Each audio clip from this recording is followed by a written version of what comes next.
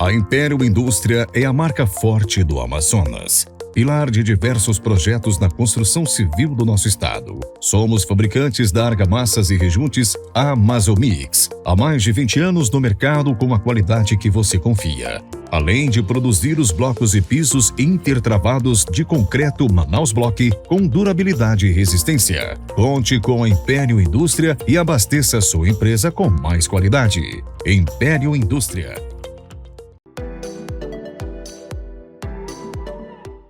Deixa que eu pergunto de hoje, a gente vai fazer o passo a passo do planejamento sucessório. Você já ouviu aqui a gente falar sobre planejamento sucessório? Quando é que cabe, quando é que não cabe? Quais são os tipos de ações jurídicas e não jurídicas que podem ser tomadas para que esse planejamento sucessório aconteça, para que você tenha segurança, para que não tenha atrito com herdeiros, para que tudo corra bem na hora de se transmitir bens devido ali à causa mortes, ou até mesmo transmitir bens na hora em que você está no dia a dia da sua vida, quer deixar tudo organizado.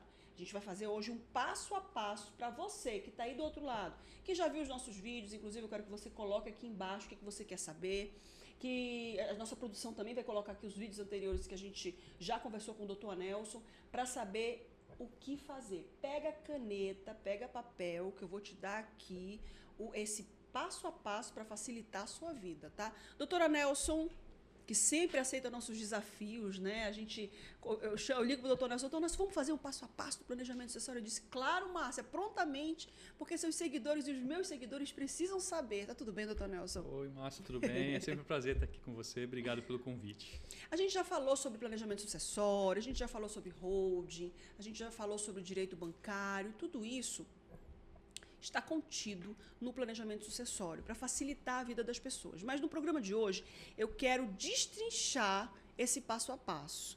Se você tivesse que fazer um checklist, como é que seria esse checklist? Para quem está em casa, que tem bens ou um bem, a gente já viu, inclusive, em programas anteriores, que se você tiver só um bem, ele é passível, sim, de fazer um planejamento sucessório.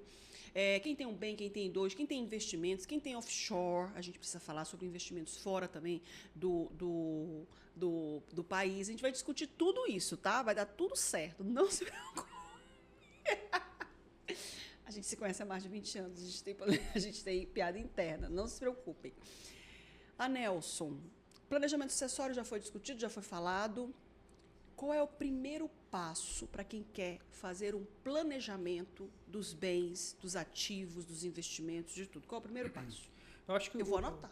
Anote para você não esquecer mais e eu não ter que falar de novo. Vai falar quantas vezes eu quiser. Vamos lá.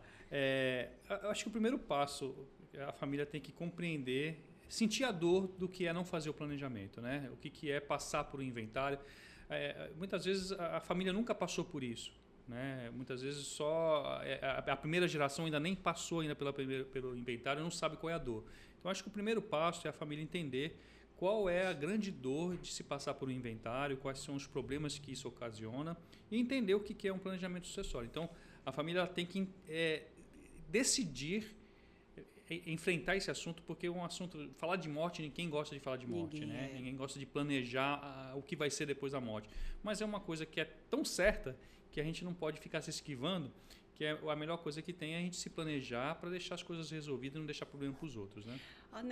Doutor Nelson, eu penso que a pessoa, para poder sentir essa dor, ela tem que ter visto outras famílias experimentando a dor de um inventário judicial, por exemplo, porque eu mesma conheço famílias cujo inventário já tem aí 30 anos. Tem apartamentos, vejam só vocês que estão acompanhando a gente aqui, tem apartamentos que os herdeiros ficam um jogando para o outro a responsabilidade de pagar a conta de luz, de pagar o condomínio, e condomínio, se eu não me engano, me corrija se eu estiver errada, ele leva a apreensão do bem, né? O condomínio, ele leva a execução do bem. É uma das exceções que pode, inclusive, bem de família ser penhorado. Me explique direito essa questão do condomínio, antes da gente terminar, chamar aqui a atenção para isso. O condomínio, na hora da execução, o bem de família pode ser levado. Exatamente, é uma das exceções, porque o bem de família ele não pode ser penhorado, né? Por dívidas, né, no geral. Por dívidas, mas quando se trata de dívidas de condomínio, esse bem ele pode ser penhorado, sim. Então, quando você tem uma dívida, a família tem uma dívida, e esse bem está no nome de alguém da família, e está em execução bancária, o banco vai fazer um processo judicial para poder te executar e tentar penhorar. Eu não estou falando do carro, porque normalmente o carro é o primeiro objeto em caso de financiamento de carro. Mas ele vai buscar aqueles bens.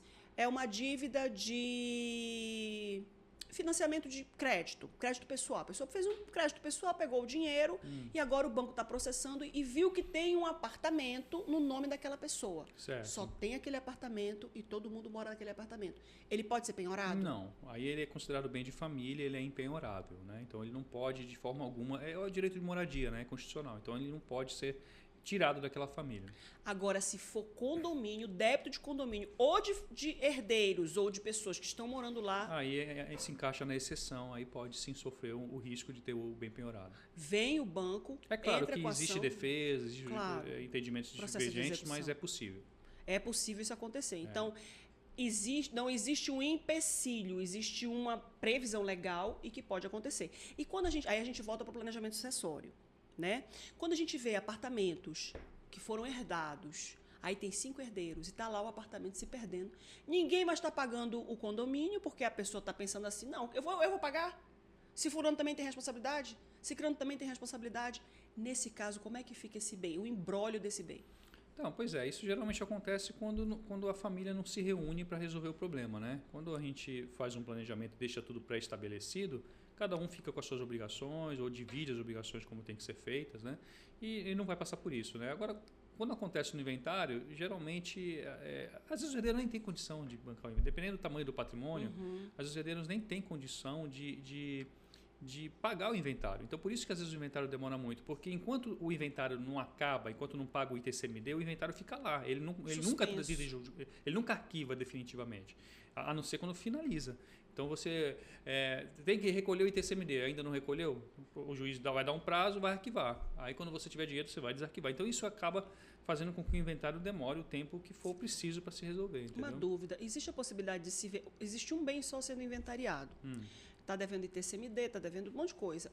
Existe a possibilidade do juiz mandar vender esse bem para pagar as dívidas? Pode ser, não digo mandar a ordem do juiz nesse sentido, mas pode ser requerido pelas partes que esse bem seja disponibilizado. Só que tem um problema com isso, né? Quando a gente vende um bem no inventário, a gente nunca vai conseguir vender ele pelo preço que ele realmente vale. Você compraria um imóvel que está em litígio, num processo, pelo valor que ele vale? Só 20% dele, em Então, leilão. geralmente é em torno de 20% de deságio. Então, você acaba tendo uma perda patrimonial em relação a isso. É um dos fatores, né, que Isso o é um inventário prejuízo louco. Então, trazendo em números aqui, se é um imóvel de 200 mil, ele vai ser vendido o quê? 30%? Qual é o valor? 20 reais. Vamos lá, que se fosse um imóvel de 1 milhão, você vai vender ele por 800 mil. Olha isso. Né?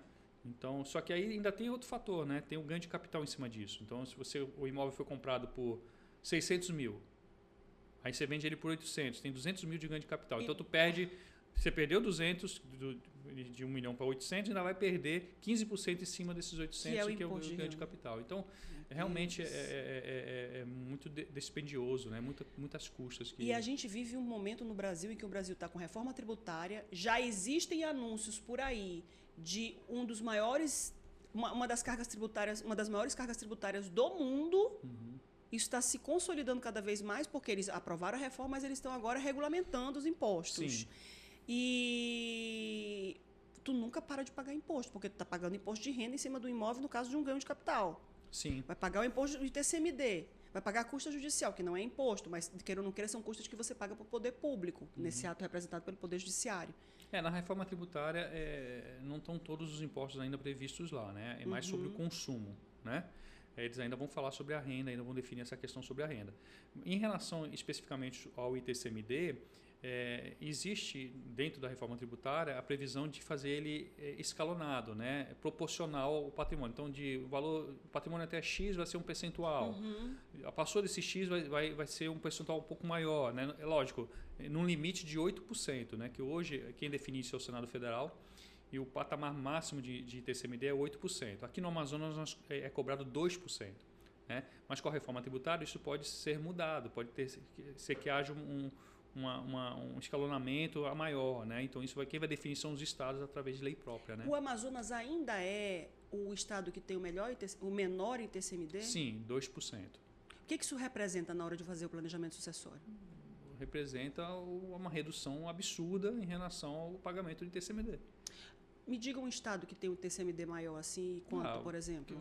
Não tenho todos São de Paulo. Nós mostramos aqui até uma última vez, né? Não sei se estiver disponível Santa aí. Catarina, acho que 4,5%. São Paulo é 4%, mas...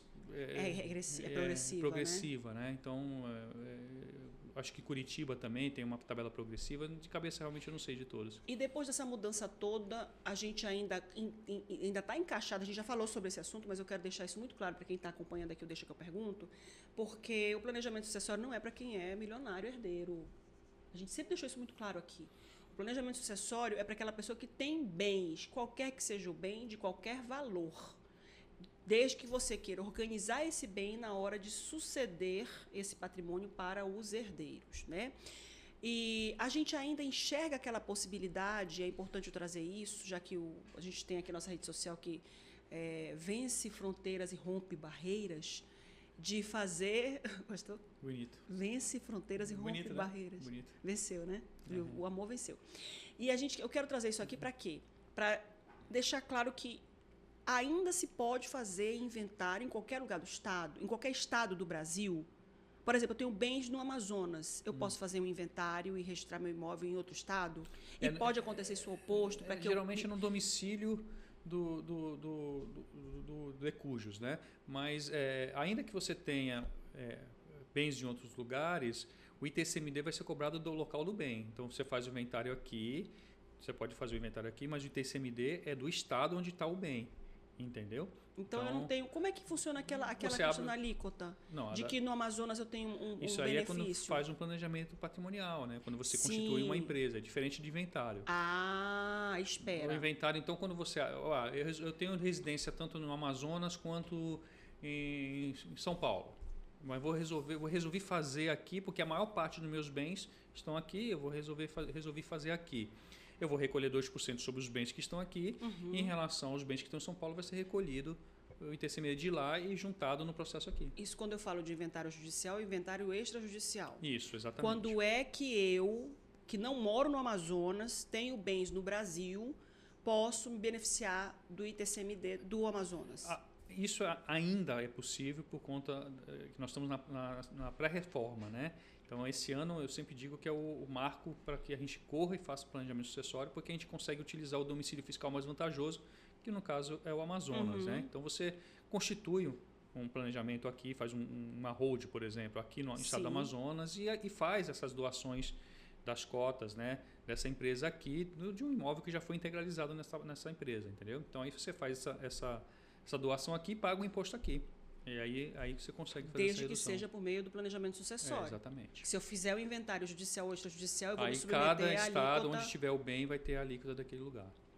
Primeiro passo, sentir a dor de tomar a decisão. Por quê? Porque você já viu que tem muita gente que tem bens aí há 10, 20, 30 anos. Eu mesma conheço muitas famílias cujos bens estão se perdendo e ainda não foi finalizado o inventário. E nem vai finalizar. Porque um faleceu, deixou para o outro, vai esperar o outro falecer para poder organizar tudo. Segundo passo, ter esse ânimo e fazer o levantamento dos bens? Seria um segundo passo? Qual é o segundo passo? Como você falou, a nossa geração hoje ela já é uma geração mais esclarecida, né? Mas, por exemplo, os nossos pais, eles não tinham... embora, na verdade, um planejamento sucessório já existe desde 1965. Já existe empresas que já faziam isso, né? Mas... os nossos pais não tinham esse conhecimento, né? E muitas vezes são resistentes a ter esse conhecimento, né? Eles acreditam muito naquilo que está no nome deles. E aí eu sempre digo que quem morre não deveria ter patrimônio, né? Então, por quê? Porque quem morre e tem patrimônio, aquele patrimônio vai ter que ser inventariado. Não tem como fugir. E tem muito também aquela carga da família, né, Nelson? Eu vou antecipar a herança para filho. É caro do mesmo jeito, né? Então, quando a gente fala quem morre, eu estou dizendo que a empresa não morre. A não ser que você queira extingui-la, ela vai continuar viva enquanto os sócios assim quiserem. Então, quando a gente coloca o patrimônio num instrumento, né, num elemento que não morre, aquele nunca precisa passar por inventário. Então, a lógica é essa, entendeu? Então, o segundo passo seria... o segundo passo, voltando à pergunta, né, que eu acabei me perdendo, é você fazer um levantamento do patrimônio que você tem, não é? Decidir como você quer organizar esse patrimônio e procurar, claro, um profissional que saiba como fazê-lo. Eu preciso, na hora de fazer o levantamento desse patrimônio, pagar os impostos dos bens, por exemplo, IPTU. Tem muita gente que não paga o IPTU, o próprio condomínio, tem dívidas agregadas ali, presas naqueles bens. Eu preciso fazer isso? Eu sempre digo que para você fazer um planejamento patrimonial, você tem que estar com a vida organizada até ali, né? Tipo, não pode ter dívidas, execuções, não podem ter credores batendo na sua porta, porque tudo que você faça com o intuito de fraudar ou de ludibriar esses credores, Sim. vai botar em risco o planejamento. Então, por isso eu tive a ideia de incluir o direito bancário nesse planejamento, como uma forma de prevenir, de trabalhar um pré antes do planejamento, né? Então você tem dívidas bancárias, você tem financiamentos, você está inadimplente, vamos resolver isso primeiro, né? É um pré-serviço. Depois que você tiver com isso resolvido, a gente faz o planejamento. Ou até concomitantemente, mas desde que esteja resolvendo efetivamente. Eu quero chamar aqui a atenção para um alerta com relação a ter uma pessoa que realmente conheça esse planejamento e que tenha e que saiba o que a lei determina. Quando a gente fala, por exemplo, de IPTU, a gente sabe que tem muita gente que deve anos de IPTU. O IPTU está ali fazendo uma bola de neve. Os juros, multas e condenações processuais, quando a gente fala de procuradoria do município, né? Porque, não se engane, você deve IPTU. Esse débito de IPTU vai virar uma ação judicial. Quem vai interpor essa ação judicial é o procurador do município, que é quem compete a cobrança desse IPTU. Mas existem leis que são sempre liberadas ali pela própria prefeitura, né, dos municípios no geral, não estou falando só da prefeitura da capital Manaus ou dos municípios aqui do Amazonas, dos municípios no geral, que fazem descontos. E na maioria das vezes as pessoas não têm nem conhecimento. As pessoas entram no site lá, no sistema, e vê lá que está devendo 6 mil de IPTU e que está lá juros, multa, processo, dívida ativa do município. E existem leis que dão esse desconto e que fazem com que essa dívida caia muito, né, Nelson? Regularmente os municípios, os estados, a própria União, eles lançam refis, né? São planos para incentivar o parcelamento, incentivar esse pagamento com redução, muitas vezes até não do principal, mas dos juros, né? Desde que você tenha condições de arcar com as parcelas que vai vir disso aí, né? Então, existe sim essas possibilidades e é bom estar atento a isso, né? E o direito bancário? A gente já falou sobre isso, mas é um assunto que desculpa, gente, bati no microfone, desculpa, Alessandro. É um assunto que eu não posso deixar passar, porque a gente está aqui, fazer o levantamento do patrimônio. O terceiro ponto seria um levantamento das dívidas? Não, né? Não, eu acho que esse é o primeiro ponto, eu acho, né? Você tem que levantar o patrimônio, procurar um advogado. Sim. E o advogado que entende de planejamento, a primeira pergunta tem que ser essa. Você tem dívidas? Você tem execuções? Qual o seu objetivo? Qual o objetivo desse planejamento? Eu quero esconder patrimônio. O planejamento não é para isso. Não. Né? Você vai colocar em risco. E não procure o Dr. Nelson para isso. Porque você vai colocar em risco o planejamento, né? Eu quero proteger, mas eu quero deixar tudo organizado, eu quero que a sucessão seja feita. Beleza, é possível. A proteção ela é relativa, como eu disse, ela não é absoluta. Então, por mais que você queira proteger o seu patrimônio, se você tiver problemas anteriores, isso vai colocar em risco todo o sistema, né? Inclusive aqueles bens que são obrigatórios pelo direito sucessório. Porque tem a lei, nós temos a lei civil. Isso é uma pergunta que eu preciso fazer agora. A lei, no Brasil, eu não disponho 100% do meu patrimônio. No Brasil, eu disponho de parte do meu patrimônio porque tem a obrigação sucessória. Eu acho que é isso? Sucessória é obrigada. A legítima. Como é que fica essa coisa aí? Todo mundo pode dispor de 50% do seu patrimônio. Se tiver herdeiros, né, na verdade, ele só pode dispor de 50% do seu patrimônio. O que é isso? 50% ele é indisponível, ele obrigatoriamente tem que ser reservado para os herdeiros legítimos, tá? E os outros 50% você pode realmente distribuir ou doar para qualquer outra pessoa, inclusive para um filho, desde que isso fique declarado que não se trata da legítima e que ele quis favorecer esse filho por algum motivo. No caso do planejamento sucessório, quando a gente faz a empresa para fazer essa divisão dos bens e constituir o capital social, que a gente constitui o capital social com bens, tanto móveis, imóveis, investimentos e tudo mais, eu tenho que obedecer à legítima? Sim.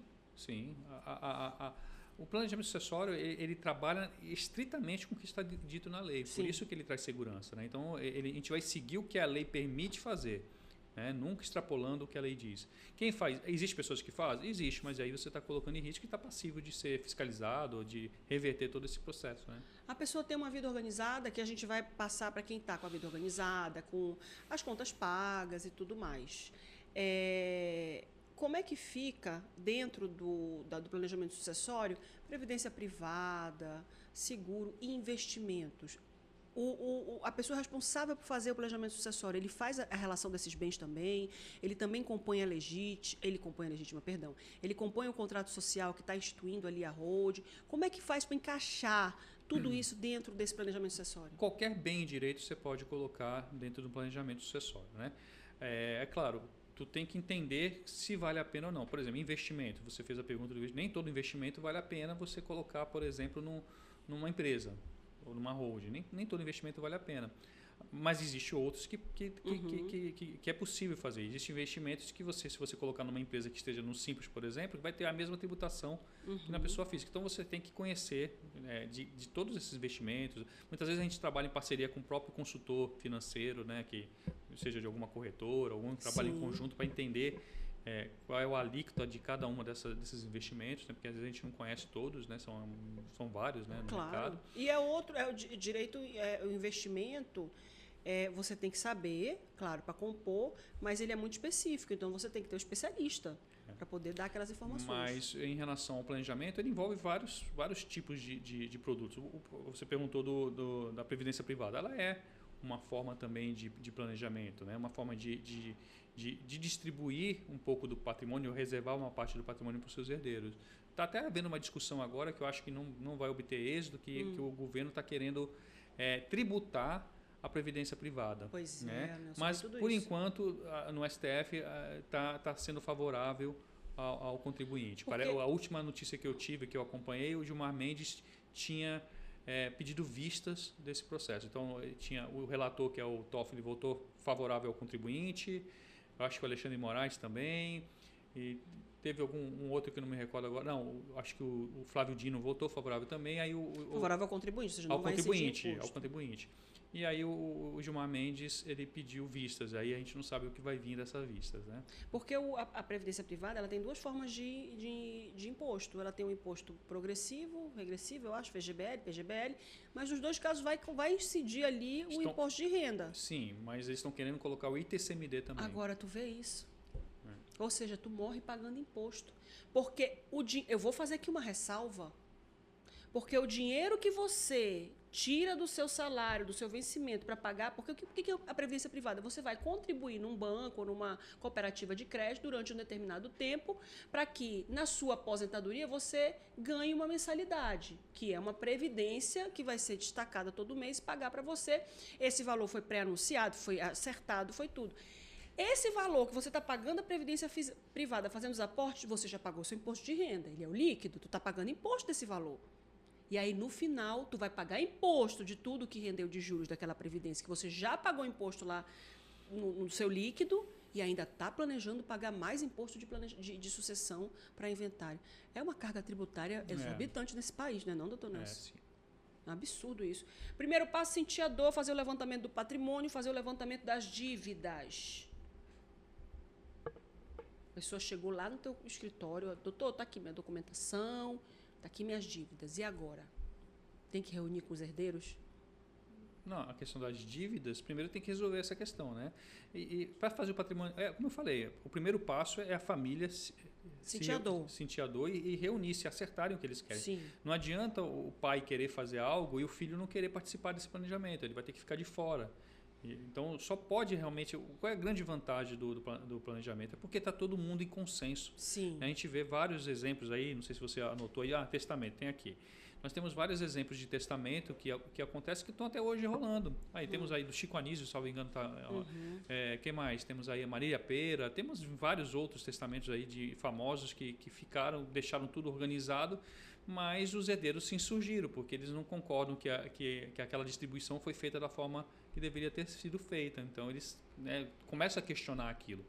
Por quê? Porque não participaram daquele... O testamento é um ato unilateral, é um ato do dono do patrimônio. Ele decide como ele quer e ele deixa atestado aquilo, né? Então, já um planejamento sucessório, não, ele é feito com a participação dos herdeiros, necessariamente, eles vão compreender, vão aceitar e vão anuir com isso, né? Na hora do E quem não concordar, dá uma fica atrapalha de fora, também. fica de fora e o pai pode deixar o patrimônio correspondente de fora daquilo. Porque um dos grandes problemas do inventário é que o fulano não concorda em vender o bem. E aí quem vai definir vai ter que ser o juiz, no caso do inventário judicial. Ele atrapalha tudo. Se todo mundo estiver concordando e um não estiver concordando, ele vai atrapalhar todo o inventário. O juiz vai ter que definir, o juiz vai ter que fazer as vezes do que eles teriam que fazer. Mas no caso do planejamento sucessório, isso não acontece. Se tiver um herdeiro dissidente, ele não vai atrapalhar esse planejamento. Não, porque a gente vai pegar o patrimônio, vai dividir de forma equânime e vai deixar o dele reservado fora do planejamento. Pronto, o dele está lá, entendeu? Pode fazer uma antecipação de legítima, enfim, pagar já a parte dele referente ao patrimônio e o restante fica organizado. Eu acho muito legal isso. Eu acho muito legal o planejamento sucessório, porque o planejamento sucessório ele vem dizendo assim, olha, aquele que está arrumando confusão, ele não vai perder, porque a lei já diz que ele tem direito, mas ele não vai me atrapalhar. Já no inventário judicial existe um atrapalho que dura anos, mas décadas. Veja, o pai pode, por exemplo, nesse caso, querer, então tá bom, eu vou fazer a antecipação da elegível referente àquele 50%. E vai colocar na RUD o restante, né? Tanto a parte da legítima quanto a parte disponível, que é dos outros 50%. E ele não vai se beneficiar disso. Entendeu? Ele pode ser prejudicado nisso. Justamente por causa da dissidência. O inventário judicial, como é que está o andamento do inventário judicial? Ainda está tranquilo? As pessoas podem se atrapalhar também o inventário judicial? Desculpa, extrajudicial. Ele olhou para mim com aquela cara assim, o que ela está falando, né? O extrajudicial é aquele que é feito no cartório. Como é que está o inventário extrajudicial? Alguma mudança, alguma coisa nova? Mudou, teve uma mudança recente, mas ainda não está em vigor, né? O CNJ definiu que agora você pode, inclusive, porque o que acontece? O inventário extrajudicial só poderia ser feito antigamente, ainda é assim, para herdeiros maiores e capazes, né? E que estejam realmente de comum acordo com a divisão. Se houver uma divergência, for incapaz ou for menor de idade, também incapaz pela idade, teria que obrigatoriamente ser via judicial. Mas parece que está havendo uma mudança nesse entendimento, sim, mas que ainda não está em vigor. Ou seja, vai facilitar um pouco mais. Vai poder abrir mais o leque de inventários extrajudiciais, o que facilita. Que em tese é para ser mais rápido, né? Mas eu acabei de receber um cliente pedindo para mim assumir um inventário que é extrajudicial e que já tem mais de 3 anos e não se conclui. Como é isso, Nelson? Por conta que um herdeiro que apareceu, né, depois do casamento, fora do casamento, está se insurgindo. Então... Não, eu já vi casos, por exemplo, eu não vou dizer aqui a origem, né? Mas infelizmente, tudo certo, documentação certa, só tinha um imóvel, vamos fazer um inventário extrajudicial. Nomeia o inventariante. E o inventariante vira do nada e diz, estão me enganando, não vou assinar mais nada. Tu acredita nisso? Qual é o papel do inventariante no inventário extrajudicial? Ser a pessoa de frente, né? O que vai representar todo o espólio, né? E ele tem obrigações, como prestar conta, né? Então, enfim, ele é o cuidar que do bem, o bem não pode perecer. Exatamente. Então, ele que está sob o comando na linha de frente daquele inventário, né? Ele é muitas vezes aceito por todos os herdeiros, né? Ele é o administrador de todos aqueles bens que estão... Até que eles sejam repartidos judicialmente. E aí, se o inventariante, vamos dizer aqui, uma pessoa ignorante, que já está à frente dos bens, ou seja, cabe a ele gerenciar o bem e ele está sabendo tudo o que está acontecendo. Não existe véu para o inventariante. Pode existir véu colocado pelo inventariante para os outros herdeiros, mas o inventariante, cabe a ele fazer todo o levantamento, juntar tudo, fazer o cuidado do bem.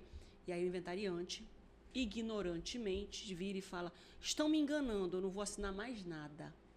E aí os outros herdeiros não conseguem assinar mais nada. Aí, nesse caso, vai ter que transformar esse inventário? Assim, mas pode acontecer. Às vezes ele é inventariante apenas no processo, mas no dia a dia, realmente, tá na mão de outros herdeiros, né? E que levam a ele para ele poder prestar conta. Pode acontecer, né? Pode acontecer. E qual é a solução? Empacou aí o inventário extrajudicial. Não tem solução. Se já está no judiciário, vai ter que deixar o juiz decidir. O extrajudicial, no caso? vai ter que ir para o judicial. Se parou no extrajudicial e não resolveu, vai ter que necessariamente ir para o judicial. E é importante dizer que, por exemplo, o inventário que ele acabou de trazer aqui como exemplo, extrajudicial, é aquele inventário feito no cartório, já tem 3 anos. Já. Nesses 3 anos, existe bens, existe condomínio sendo pago, existe IPTU sendo pago. Isso está sendo feito pelo inventariante, né, que está controlando, mas... Nesse caso que o inventariante teve a noção de ligar, vamos dizer, para o doutor Anelcio aqui e falar, olha, eu quero fazer uma hold, eu quero fazer um planejamento sucessório, eu quero transformar esse inventário extrajudicial, porque no cartório eu não estou conseguindo resolver. Na verdade, ele não está querendo fazer um planejamento sucessório porque o pai já morreu, né? Ele quer que eu assuma o inventário. E como é que fica nesse caso aí? Aí consegue resolver? Não tem como fazer planejamento, realmente. Não, ou tenta resolver essa questão, essa confusão que está tendo, né? Para não ir para o judicial, ou vai para o judicial, né? Não tem jeito. Entendi. Essa é a dor que a gente quer evitar. É a dor que quer evitar. E como é que está, Nelson, o movimento no Brasil? Aqui eu tenho mais uma pergunta aqui, que a pergunta que eu vou é a derradeira, tá, gente? Como é que está o movimento no Brasil com relação a isso? Como é que está? As famílias nesse século, nesse momento, nessa década, elas estão mais motivadas a fazer essa organização? Assim, Márcia, embora já está tendo bastante publicidade em relação a isso, está sendo bem difundido a questão do planejamento patrimonial, holding e tal, ainda existe muita resistência, né? Porque as pessoas não conhecem. E aquilo que você falou, muitas pessoas acham que só quem tem muito patrimônio é que pode se beneficiar de uma holding ou de um planejamento patrimonial. Então, o papel do profissional nosso, assim, que estamos falando muito constantemente sobre isso, é tentar esclarecer, né? Educar mesmo, né? Então, e trazer conhecimento, mostrar que não é essa complexidade toda, porque muita gente acha, poxa, eu vou ter que virar empresário, vou ter que ter uma empresa no meu nome, e acaba dando uma complexidade que não existe, né? E existe sim algumas etapas a serem cumpridas, uma burocracia a ser feita, mas que é muito melhor do que passar anos pelo inventário, né? As pessoas, elas estão... A gente aqui, não deixa que eu pergunto, e junto com o doutor Anelson, que sempre tem essa boa vontade de trazer essas informações, a gente está querendo dizer o quê? Que é possível você fazer uso de recursos jurídicos, de recursos contábeis, recursos legais, recursos que estão previstos no nosso ordenamento para organizar a sua vida, para evitar que o seu bem... E eu vou dizer uma coisa muito francamente, Anelson, eu pago meus impostos, é muito difícil, não só nego impostos, pago tudo, mas é uma tristeza a gente ter uma carga tributária tão alta com tantos serviços prejudicados. Serviços prejudicados são serviços que não funcionam. E aí você ainda tem que passar a vida toda juntando um bem, juntando um imóvel, ainda tem que pagar mais imposto no final das contas. Mas sabe por que você tem esse desânimo, Márcia? Não é nem pela alíquota do imposto, porque outros países de primeiro mundo têm carga tributária até maior que a nossa. Mas é o que você falou, cadê a educação, cadê a saúde, cadê outros benefícios que poderiam vir desse... A gente não vê, se a gente enxergasse isso... Eu acho que a gente pagaria até com alegria. Com gosto. Transporte, poxa, eu não preciso andar... Tá tudo à disposição. Beleza, né? Saúde à disposição, educação à disposição, tudo de qualidade. Você pagaria com gosto, né? O problema é você pagar o imposto e ainda ter que arcar com esses custos ainda. Por exemplo, o Nelson tem 2 filhas gêmeas, né? Meus tesouros. Os seus tesouros. Elas estão com quantos anos agora? 10? 10 anos, né? Eu sei porque... Elas nasceram... Inclusive, você prometeu para elas fazer que elas viessem aqui. Atenção, na próxima gravação elas terão que vir ser entrevistadas. Eu prometi para elas. Verdade. Né? Eu quero registrar aqui a presença de nossa querida Elciana, que está aqui. Irmã, né? Também está aqui presente. Né, Elci? Irmã de Anelson. Minha irmã também. E as duas, elas hoje estão em que série, Carinho? Quinta. Oh, meu Deus. A pessoa chamou o outro de Carinho. Porque a gente se trata assim. Está na 5ª série. 5ª série. Se elas estudassem nos Estados Unidos... elas fariam desde a pré-escola até o high school, que é o nosso 2º grau, ensino médio, né? Custeado pelo Estado, e é uma das melhores educações do mundo. Eu estou falando aqui dos Estados Unidos. O único trabalho que a Nelson Souza e a Tayana Ranha teria que ter era juntar o dinheiro para pagar a faculdade. Porque lá nos Estados Unidos não tem faculdade pública, né? A faculdade você tem bolsa, você tem financiamento estudantil, você tem uma série de incentivos que você consegue custear isso. Mas era o único trabalho. Imagina se nós tivéssemos isso aqui, né, Nelson? Aí a gente pagaria com gosto, realmente, olha. Exatamente. Então, eu sempre digo que o problema não está só na alíquota, né? Está no que... Forma como é gasto. Como é gasto isso, está na gestão desse dinheiro, né? O seguro de vida entra no planejamento sucessório? É questionável. O seguro de vida, muita gente... Eu já vi pais falando que fazem seguro de vida para que os filhos possam arcar com o inventário. Não faz muito sentido, né? Quer dizer, quer dar um seguro de vida? Dá, eu acho que É sério, tem isso? É até interessante ter um seguro de vida para os seus filhos, para eles terem um dinheiro disponível numa eventualidade, mas não para gastar com o inventário, né? Não, então, se você puder fazer um seguro de vida, mas com isso um planejamento que evite isso, vai ser muito melhor para os herdeiros, né? Até porque seguro de vida também tem aquela parcela mensal que você paga e Sim, tudo mais. sim. É um custo cujo objetivo não está sendo alcançado. O objetivo do seguro de vida é trazer segurança. Hoje já existem alguns seguros de vidas que são restituíveis, né? São ou não? Já, você pode pagar o seguro e ao longo de um determinado período você recebe aquele capital de volta. Se você não usou você a apólice. Você recebe aquele capital de volta, né? Você recebe. Tem seguros já nessa Eu quero falar sobre isso. É bom procurar... procurar alguém especialista. Que entenda isso. Mas existe. Esquecemos de falar alguma coisa no nosso roteiro aqui? Eu acredito que não. O que precisa conter no planejamento sucessório? A gente já falou sobre como escolher os tipos de planejamento. Os tipos são várias formalidades dentro do planejamento sucessório. Perfeito. Deixa um recado para quem está em casa aí, acompanhando mais essa entrevista, para quem está em casa no trabalho. Assim, o que eu venho falando muito, né, que esse é o marco para o planejamento sucessório, né?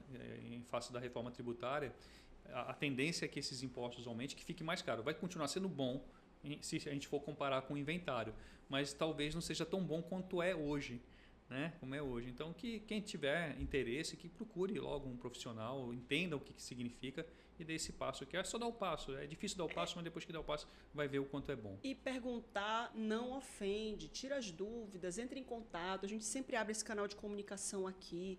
Eu vou deixar aqui embaixo as redes sociais do Dr. Anelson para que você obtenha essa informação. Informação é poder. Informação é poder.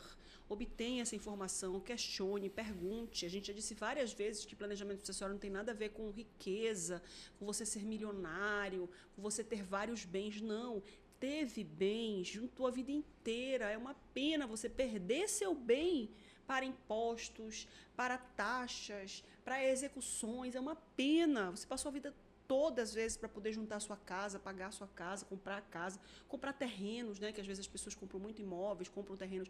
Não deixe perecer por falta de planejamento, tá? Aqui embaixo você vai encontrar todas as redes sociais do Dr. Anelson, telefone, coloca o WhatsApp dele também, nem me autorizou, tá, Clóvis? Mas já coloca aqui o WhatsApp dele também, tá autorizado por mim. Deixa aí, tá? E os links dos outros DEPs para a gente poder, para você poder se informar. A obrigação da rede MLC é trazer para você informação. Essa é a obrigação. Por isso que a gente bate muito, porque eu acredito no planejamento sucessório, eu confio no planejamento sucessório, eu não quero, de forma alguma, que os meus bens, o bem que eu trabalho que só, gente, eu compro parcelado, nem tudo, não pago juros, né? E aí vai se perder por causa de imposto, taxa, por falta de organização? Não. Isso não pode acontecer com você, tá bom? Obrigada, doutor Nelson. Obrigado, Márcia. Esse foi mais um Deixa que eu pergunto, você já sabe, é assunto Deixa que eu pergunto. Fica ligado com a gente, que a gente volta sempre trazendo informações, notícias e trazendo esclarecimentos para você. Essa é a obrigação da Rede MLC. Até a próxima.